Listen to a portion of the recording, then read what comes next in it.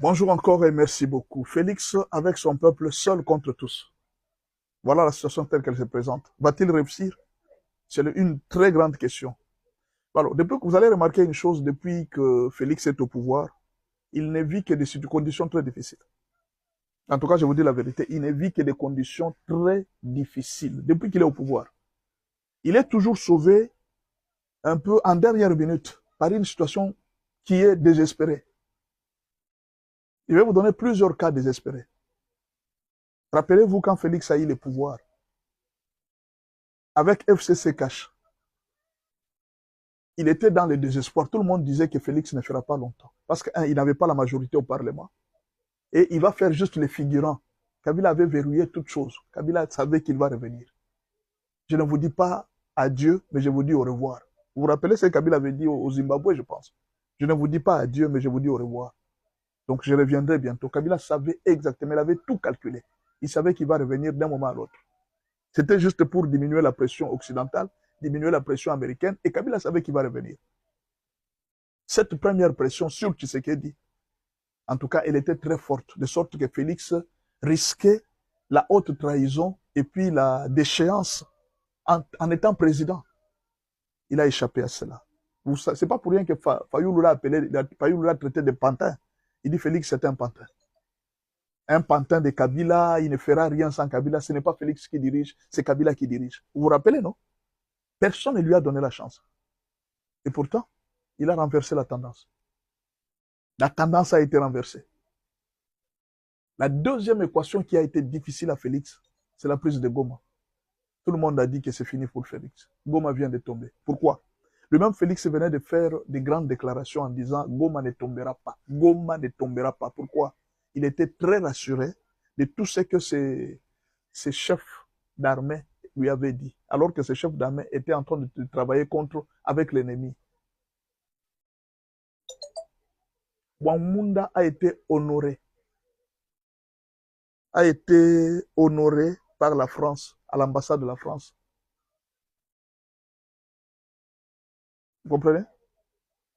Alors que la France était en train de les préparer, il y avait lui et Ndaïwel. La France était en train de préparer les deux pour faire quoi? Ils ont les renseignements, ils ont les proches du président. Ils étaient en train de préparer un coup d'État. Renverser Félix Tshisekedi. Imaginez, la France rate rarement les coups d'État. C'est difficile que la France rate un coup d'État. Mais imaginez les proches comme Chiwewe, qui travaillent avec l'ennemi. Félix a raté au plan de la France. Une équation difficile. Personne ne lui avait donné la chance. Un troisième problème qui arrive, c'est le problème de... On a vu le problème de la chute d'Ouvira. Quand la chute d'Ouvira est arrivée, on voyait déjà l'ennemi aller vers Bukavu. L'ennemi allait vers... Non, l'ennemi allait vers Kalemi et Kalemi, Lubumbashi et tout ça. Lubumbashi, tout était déjà préparé. Donc dès que Kalemi tombait, le même jour qu'Olwezi allait tomber, Lubumbashi allait tomber. Parce que les soldats étaient déjà aux environs, ils étaient déjà préparés. Tout le monde n'a pas donné la chance à Félix Tshisekedi. Je me rappelle une fois, j'avais fait une vidéo pour dire que non. En prenant Ouvira, les rebelles viennent d'ajouter la chance à Félix Tshisekedi. J'ai été insulté par tout le monde. Insulté.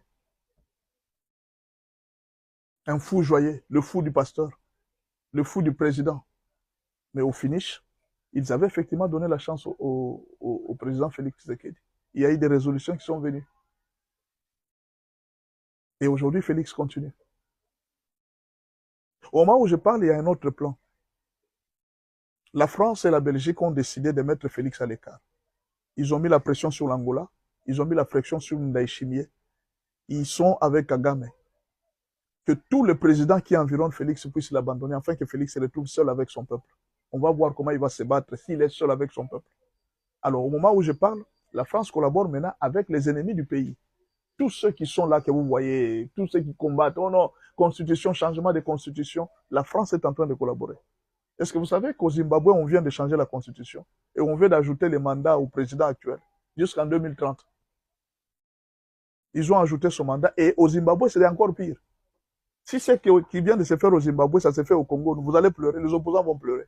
Parce qu'au Zimbabwe, on ne votera plus le président par les élections générales comme on les fait là, non. On va commencer à voter le président par les députés. Ce sont les députés qui vont commencer à voter le président. Vous comprenez? Ce sont les députés qui vont commencer à voter le président. Je pense que c'est une bonne résolution. Pourquoi? Parce que les votes de président nous amènent toujours des conflits. Ça nous amène toujours des conflits. Pourquoi ne pas supprimer cela et qu'on fasse... Moi, j'avais parlé même du royaume. C'est mieux qu'on fasse un royaume. Il reste un président à vie. On oublie un peu ce poste de présidence. On commence à changer le premier ministre chaque 4 ans. Et le gouvernement, c'est fini. On fait les élections, les ministres est voté, mais il y a un président. On oublie un peu ce poste de président. Qu'on mette même un roi là-bas. Qu'on commence à changer même le roi. À tout moment, on prend... Et cette fois-ci, ce sont les Bakongo qui vont gouverner, qui seront les rois. La fois prochaine, ce sont l'empire Luba. On prend seulement tous nos empires-là. On commence à leur donner le pouvoir honorifique, n'est-ce pas? On prend l'empire. Il y avait combien d'empires au Congo? On va prendre l'empire Kuba, l'empire Luba, l'empire tout ça. Ces gens vont commencer à régner pendant même au moins 7 ans. On sait qu'après 7 ans, il y aura un autre empire qui va régner. Après 7 ans, on va prendre un autre empire qui va régner. Ce sont les chefs coutumiers qui vont faire les élections. Ils choisissent un roi ou bien un chef coutumier du pays. C'est celui-là qui va régner. Il ne va pas gouverner, il va régner seulement. Il règne, après il représente. Ça, on va résoudre les problèmes des tribus. Il n'y aura plus de problème des Baswahili, les sinon, non, chacun sait que non. Le tour, ça sera l'empire Lunda. Comme c'est l'empire Lunda qui vont régner, on va donner des prérogatives au roi, ce qu'il doit faire. Ils vont plus privilégier la culture, ils vont plus privilégier les activités culturelles, les coutumes congolaises, les tribus congolaises, tout ça. Ils vont travailler par rapport à ça et on va leur donner certaines prérogatives de construire, d'améliorer leur royaume. Il y aura un financement pour le royaume. Et ces royaumes seront représentés par plusieurs empires qui ont existé au Congo. Ça sera un royaume historique. L'empire Kuba, l'empire Lunda, tous les empires qui ont existé, l'empire Chokwe. Et on va prendre tout ce royaume, on va les réunir en empire. Vous comprenez? Et ce sont ces empereurs qui vont commencer à donner, les anciens empereurs qui vont devenir le roi du Congo. Les Luba vont choisir leur empereur, les Lunda vont choisir leur empereur, tous, ils vont se réunir, ils vont faire des élections, ils vont choisir un empereur qui va régner peut-être pour 7 ans. Mais le gouvernement peut commencer à changer, on va commencer à élire un premier ministre, un peu comme en Angleterre. Moi, je pense que c'est un bon système pour des gens où il y a beaucoup de tribus. On ne peut pas commencer avec cette histoire de présidence, ça va toujours commencer à nous séparer. L'homme fort, ces histoires de l'homme fort, là, ça nous sépare. Il faut qu'on supprime d'abord cette histoire de l'homme fort. Il faut qu'on mette quelqu'un qui est là. On oublie d'abord la présidence. Mais on aura un gouvernement fort. Tant que nous sommes derrière les hommes forts et que nous ne sommes pas derrière les gouvernements forts, nous serons toujours en retard. Faisons un effort que imaginez que tous les opposants politiciens, ils ne se battent que contre un homme. Au lieu de se battre contre le gouvernement pour améliorer, qu'est-ce que est le rôle d'un opposant? L'opposant est là pour améliorer la gouvernance du pays. C'est ça le rôle d'un opposant. L'opposant doit travailler pour améliorer la gouvernance du pays. Mais on voit comme si les opposants se battent contre un homme. C'est-à-dire, dans les pays, nous avons encore la culture des hommes forts. Le jour où nous allons supprimer cette culture des hommes forts, le pays va s'améliorer. Alors, comment supprimer la culture des hommes forts? C'est en mettant les chefs de gouvernement. Quand on met un chef de gouvernement, il dirige un gouvernement pendant 4 ans. Après 4 ans, il est remplacé. Mais le chef, l'empereur qui va régner au pays, le roi qui règne mais qui ne gouverne pas, ces rois-là peuvent faire 10 ans, ils peuvent faire 7 ans, par exemple. Comme il y a beaucoup d'empires, il y a à peu près 4 ans, on va commencer à faire des élections. Nous savons que c'est tout, c'est l'empire Kuba. L'empire Luba va mettre tous ceux qui parlent la langue Luba. Ou bien alors on peut mettre l'empire des Swahiliphones, l'empire des Lubaphones, l'empire de la Congo, l'empire des Bangala. Et tous, on va rester, c'est l'Équateur qui va choisir un roi cette fois-ci. Tous les Bangala vont se unir pour choisir un roi. Cette fois-ci, c'est tous les Baswahili qui vont s'unir pour choisir leur roi. Les élections, c'est pas entre les Baswahili. Nous, on organise des élections, ils choisissent leur roi. Et le gouvernement continue. Sans roi ou pas avec roi, le gouvernement est en train de continuer. C'est-à-dire, faisons un effort de mettre un gouvernement fort plutôt que des hommes forts. Nous devons supprimer cette histoire des hommes forts. Mettons le gouvernement fort. Nous voulons nous centrer notre politique sur le gouvernement. Mais si on centre la politique sur le gouvernement, on va oublier ces histoires de tribalisme. Ça va partir. Ça sera un problème de gestion. Ça sera un problème de culture, de la bonne gestion. Mais sinon, chacun va commencer à défendre ses propres frères parce qu'il veut devenir un homme fort. Il va commencer à corrompre, il va commencer à... Ce système, mais si on met l'accent sur une bonne gestion gouvernementale, on met l'accent sur le gouvernement, on oublie cette histoire de royaume, cette histoire de pouvoir. On pourrait aller voir que le pays va se développer facilement. Bon, c'est mon idée. Hein? C'est juste mes analyses à moi. Que Dieu vous bénisse. Merci.